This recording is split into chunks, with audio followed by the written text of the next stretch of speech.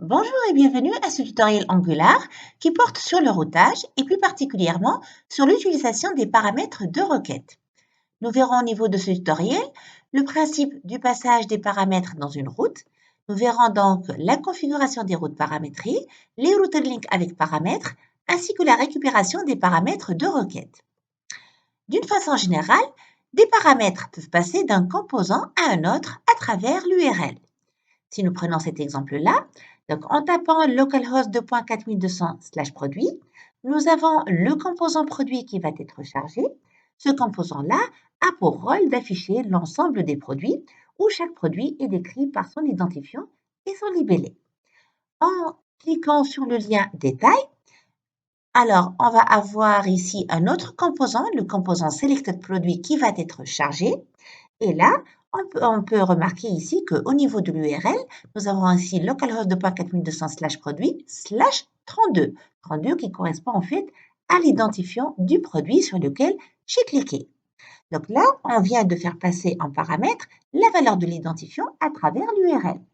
Ensuite, ce composant-là, nommé selected produit, a réussi à récupérer à travers l'URL ce paramètre-là et ensuite, il est libre de l'afficher ou de faire n'importe quel traitement donné. Donc, nous avons ainsi fait passer un paramètre d'un composant vers un autre.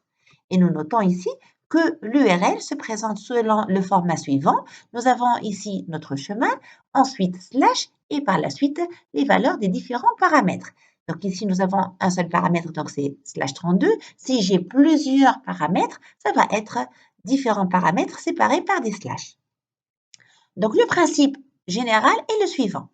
Donc pour pouvoir implémenter ça, il faudra premièrement définir une configuration paramétrée des routes. Ceci se fera au niveau du fichier de configuration du module de routage, donc uprouting.module.ts, où nous allons définir un nouveau chemin qui va être cette fois-ci paramétré. Nous verrons ceci tout à l'heure. Donc, deuxième étape, nous allons revenir vers notre composant de départ. Il faudra définir au niveau du lien des router links, enfin disons un router link paramétré. C'est à travers ce router link-là que nous allons passer le ou les paramètres en question.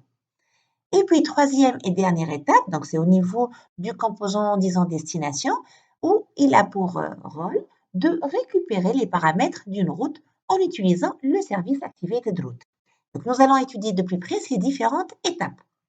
Comme nous avons dit tout à l'heure, premièrement, il faudra configurer les routes paramétrées, ce qui se fera au niveau du fichier uprouting.module.ts, où au niveau du path, nous allons avoir notre chemin de base de notre composant de départ.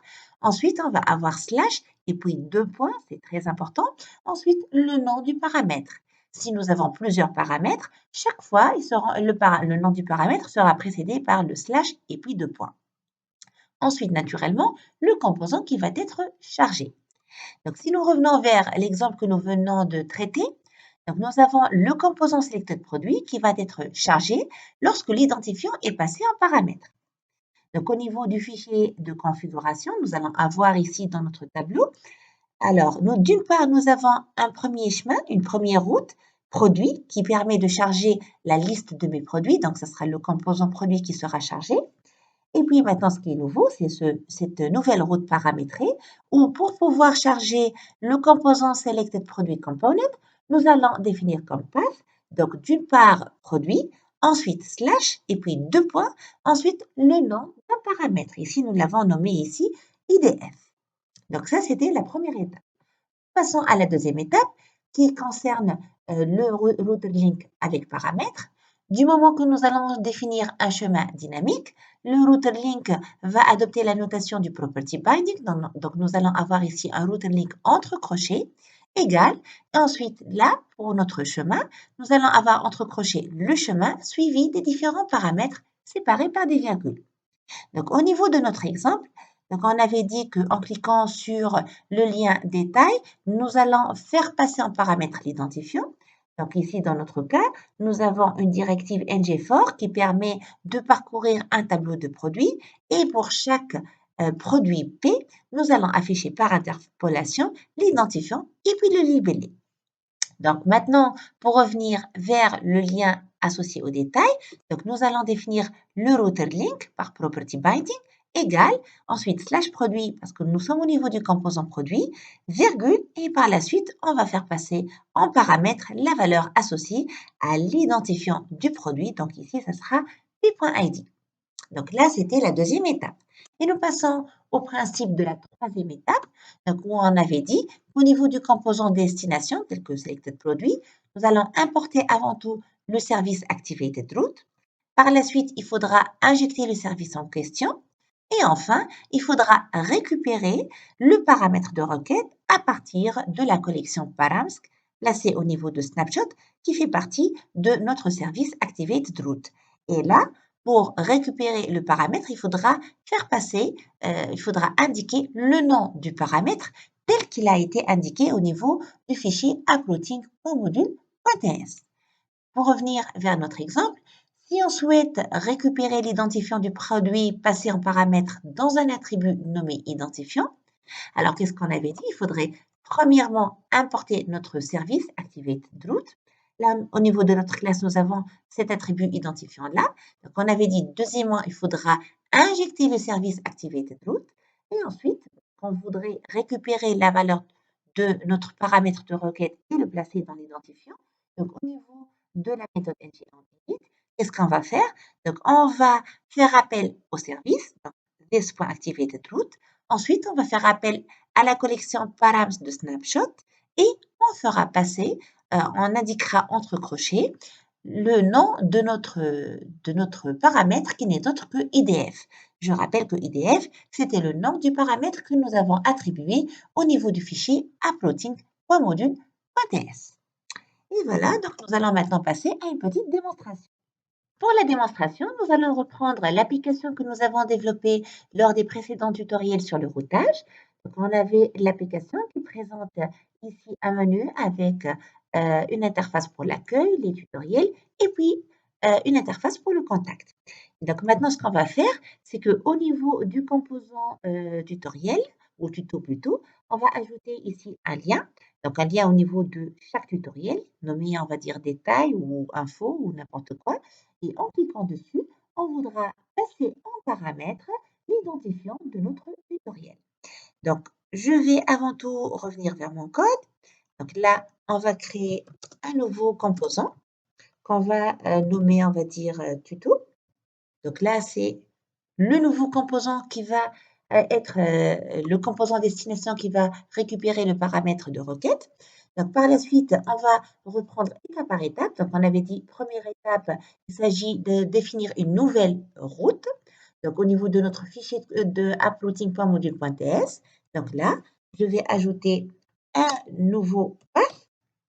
Donc, on va partir à partir du composant tuto. Donc, on va reprendre notre chemin de base. On va partir donc de tutorials. Ensuite, on va avoir un slash, par la suite deux points, suivi de l'identifiant, c'est pas plutôt l'identifiant, disons du paramètre qui va récupérer l'identifiant. Donc, je vais le nommer par exemple identif. Ensuite, je vais indiquer le composant qui va être chargé. Dans notre cas, ça va être le composant tuto. Donc voilà, je viens d'ajouter ma route paramétrée. Donc ça, c'était la première étape. La deuxième étape, nous allons revenir vers notre composant tuto. Et donc là, au niveau du template, on va ajouter, on va dire, par exemple, ça peut être aussi un bouton. Donc on va définir un bouton que je vais nommer info. Et là, je vais définir un router link. Donc ça va être un schéma dynamique. Donc on va avoir du property binding. Ensuite, on va mettre égal. Ensuite, on va placer entre crochets. Donc, premièrement, notre chemin de base qui n'est autre que tutorials. Ensuite, on va placer virgule et le paramètre à passer. Donc, dans notre cas, je voudrais passer l'identifiant du tutoriel en cours. Donc, je vais passer ici t.id. Là, c'est la deuxième étape et on va tout de suite tester déjà. Donc là, j'ai le nouveau bouton. Quand je clique sur Info, j'ai fait passer le 5. Je reviens. Donc là, je vais cliquer dessus. J'ai placé en paramètre la valeur 13. Je choisis celui-ci. J'ai passé en paramètre le 1 et ainsi de suite. Donc là, c'est bon. Donc on a chargé notre composant tuto. Donc on va passer à la troisième étape qui consiste à récupérer récupérer cette valeur-là au niveau de mon composant. Donc, on va aller vers le composant que j'ai nommé tuto. Donc, je vais aller vers le fichier TypeScript. Donc, je voudrais récupérer dans un attribut que je vais appeler par exemple ID tutorial, qui est en fait de type number, c'est à 0. Donc maintenant, on avait dit, on va reprendre étape par étape. Donc on a dit, premièrement, il faudra importer le service Activated Route. Deuxièmement, il faudra injecter le service Activated Route, donc de type Activated Route. Voilà. Et donc, on remarque ici que l'importation a eu lieu. Donc, première étape, deuxième étape faite. Maintenant, je vais récupérer au niveau de ce ID Tutorials. Donc, je vais l'initialiser. Donc, this.id tutorial va recevoir. Alors, qu'est-ce qu'on va faire? On va faire appel au service, this.activatedRoute. Ensuite, on avait dit on va faire appel à snapshot. Ensuite, à la collection params. Et là, on a dit on va placer le paramètre, donc le paramètre tel qu'il a été défini au niveau du fichier uploading. Ici, je l'ai nommé identif. Donc, je reviens vers mon fichier TypeScript et je devrais placer ici identif. Voilà, pour vérifier que l'affichage s'est fait correctement, je vais revenir vers mon template et je vais dire, je vais afficher par exemple dans un paragraphe, je vais dire l'identifiant, on va dire l'identifiant du tutoriel, et je vais afficher par interpolation l'ID du tutoriel. Et on va tester ça tout de suite. Donc voilà, je reprends en cliquant sur le 9, voilà l'identifiant du tutoriel est 9. Et c'est bon, donc nous avons ainsi récupéré notre paramètre qui a été placé au niveau de l'URL. Merci d'avoir suivi ce tutoriel. Rendez-vous dans une prochaine vidéo.